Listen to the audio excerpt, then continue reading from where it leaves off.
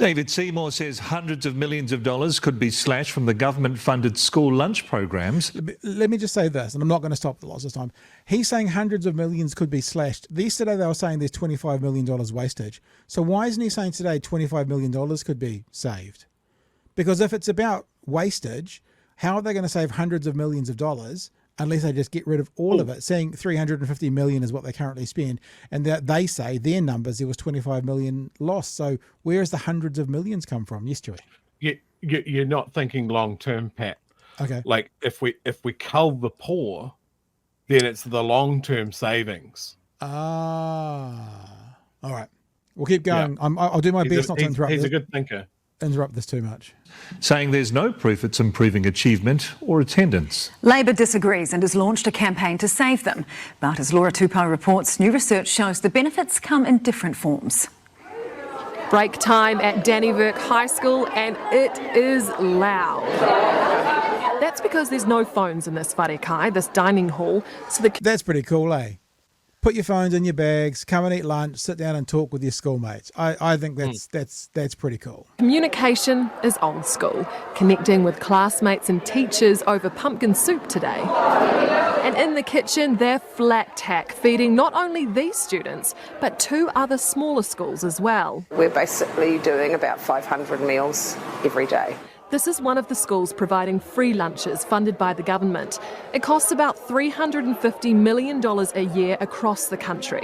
Principal Di Carter says it's money well spent. Everybody comes in and then we at least know that they've been fed, happy, they can work better, and those are the benefits, and they do come to school. I reckon we're learning heaps more now that we've got full stomachs. Well, the research we talked about yesterday was clear. Hungry kids on average are 2 to 4 years behind academically than anybody else.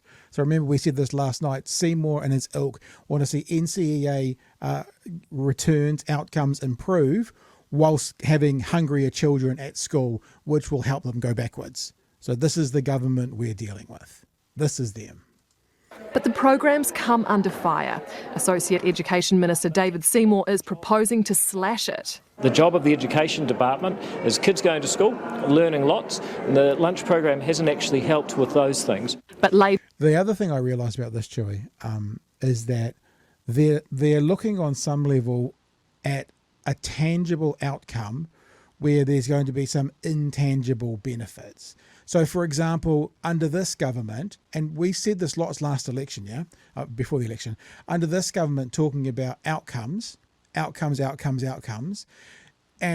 there being a vibe of running the country like a government. We're not, running the country like a business. We're not a business. And the example I always gave was, if you were a business, immediately you get rid of all the libraries. There's no return there on the libraries. I kind of feel like school lunches is a little bit like libraries.